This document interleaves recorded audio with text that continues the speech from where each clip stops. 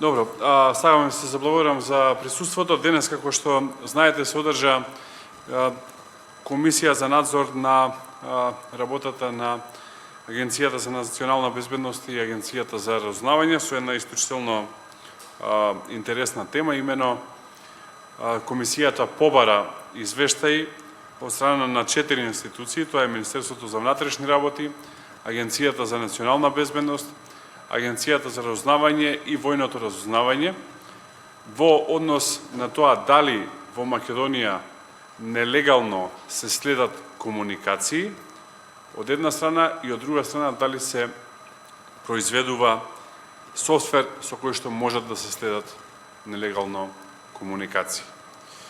Морам на почеток да нагласам дека извештаите со исклучок на извештајот на војното разузнавање беа класифицирани како строго доверливо.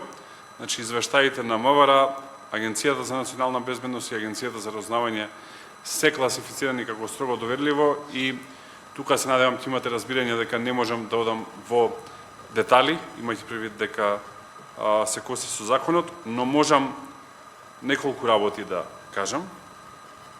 Првото е во однос на користењето на така наречен малициозен софтвер, имено прислушувањето веќе во Европа добива други димензии, а тоа е покрај следењето на гласовната комуникација, односно телефонските повици и SMS пораките, веќе има масовно следење на приватни фотографии, приватни видеа, средби кои што ги прават граѓаните помеѓу себе, кои што можат да бидат документирани, односно снимени, како и влегување во домот, односно сите користиме или најголем дел смарт телевизори, кои што најчесто се поврзани на кабелски оператор и на тој начин телевизорите се користат како начин да се снимаат разговорите дома, аудио, а оние кои што имаат можност и видео и практично да се влезе во домот на секој граѓанин, што ќе се согласите е застрашувачки, како и да се прави профилирање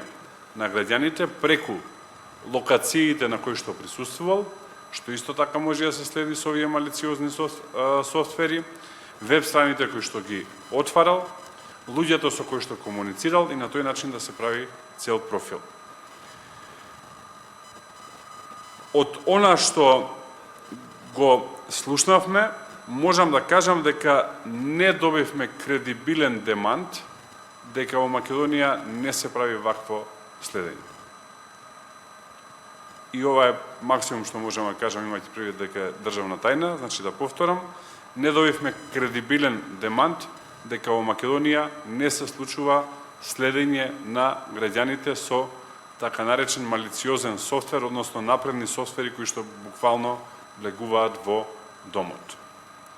Она што исто така можам да го кажам е дека кај нас како најголема политичка партија во Македонија постои сериозно сомневање дека сме под континуирано физичко следење како опозициони политичари, кое што најверојатно се прави нелегално од страна на одредени структури кои што се во безбедносниот сектор во државата.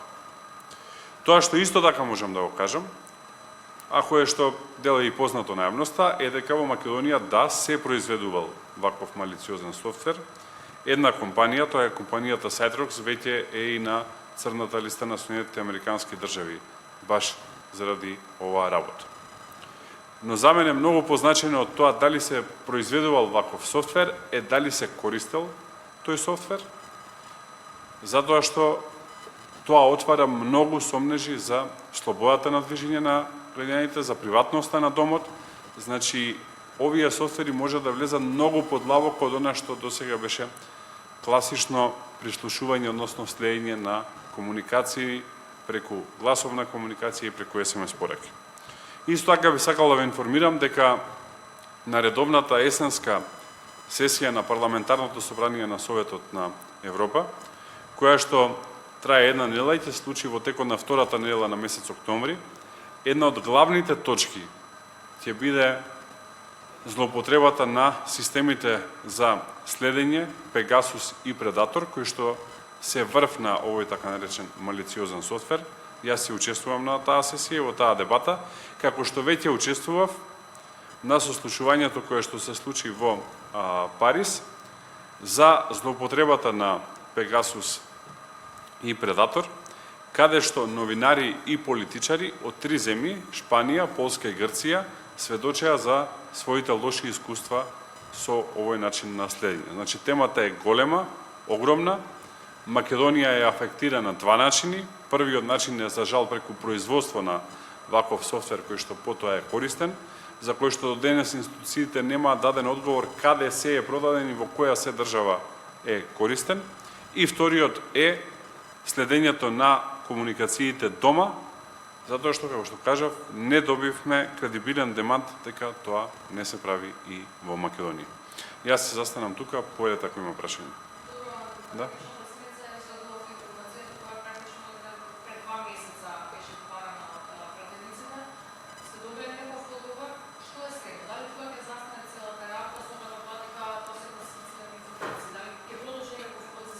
Ние оставивме комисијата отворена од две причини. Првата причина е затоа што ќе побараме од трите институции, Министерството за внатрешни работи, Агенцијата за национална безбедност и Агенцијата за разузнавање, да ги декласифицираат информациите, односно да се избрише степенот на тајност строго доверливо.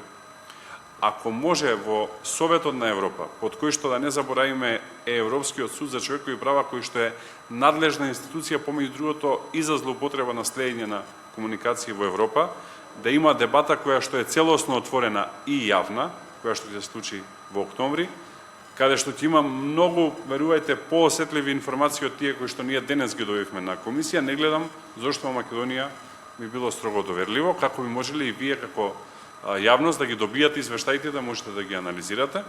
И втората причина е, сакаме да видиме како ќе оди оваа дебата во Страсбург, затоа што се очекува да таму се усвои резолуција која што ќе стане обврзна за земјите членки на Советот на Европа, значи и за Македонија, имајќи предвид дека Македонија е полноправна членка.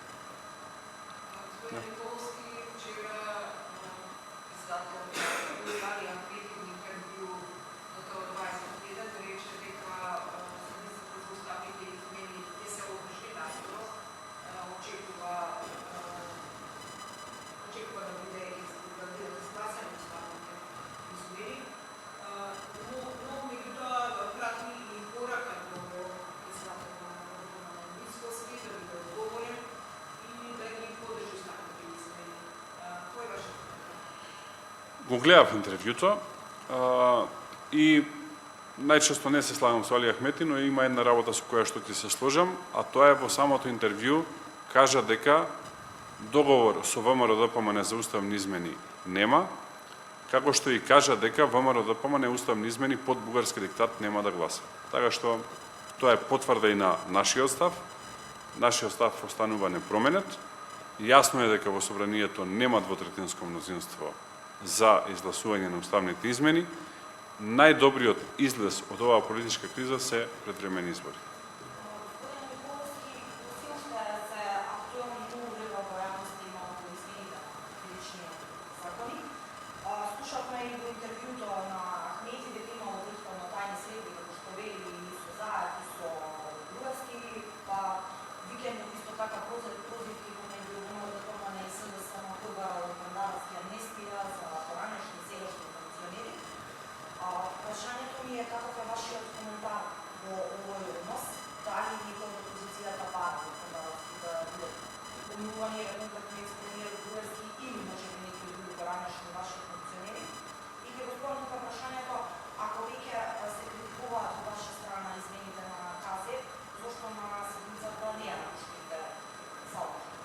Две прашања има. Прво, за измените на кривичниот законник, ставот на ВМРО-ДПМН е јасен дека ние сме против. Јас имав и авторски текст за еден печатен медиум пред неколку дена, каде што и детално образлагам зошто сме против. Во однос на присуството на седницата, мислам дека да ја напуштевме седницата, ќе го добивавме истото прашање, а тоа е зошто ја напуштивте седницата и на тој начин не искажавте став и не се обидовте да законот не помини, а имајќи предвид дека присуствувавме на седницата и гласавме против, сега добиваме прашање зашто присуствувавте на седницата. Ние на седницата решивме присуствуваме во моментот кога се види дека власта обезбеди кворум од 61 пратеник, да ве потсетам дека пратениците на Алијансата за албанците беа внатре во сала, направија кворум, но не гласеа никако, ни за, ни против, ни воздржан. И решивме да сите ние кои што бевме присутни во тој момент во собранието гласаме против за да искажеме јасен став и мислам дека од гласање против подобар став дека сте против нешто не знам како да се искаже. Но тоа е пропаганда која што е генерирана од еден центар и јасно беше дека е спремна пропагандата и ако присуствувавме и ако не присуствувавме на седницата со цел да се префрли одговорноста на друга страна. Факт е дека со измените на кривичниот законник се прави според мене, а и според нас, упат во делот на гонење на кривични дела кои што се поврзани со злоупотреба на службена положба и овластување. За мене најголемиот грев кој што те дозволите, ама мислам дека не помина во јавност толку гласно, е бришењето на ставот 5 од членот 353, во кој што став 5 во стариот кривичен законник се предвидуваше одговорност за лица кои што ќе направат злоупотреба при јавни набавки, народски кажано при тендери. Сега тоа го нема воопшто. Значи во останатите 4 ставови се намалуваат казните, беа од 5 години нагоре, сега се до 3 години или до 5 години така натака, но ставот 5 е целосно избришен. Што значи дека доколку утре било кој министер или директор кој што има право на јавна набавка, направи јавна набавка која што е спротивна на закон и криминална, нема да одговара. И по мене тоа е најголемиот проблем во измените на овој кривичен законник.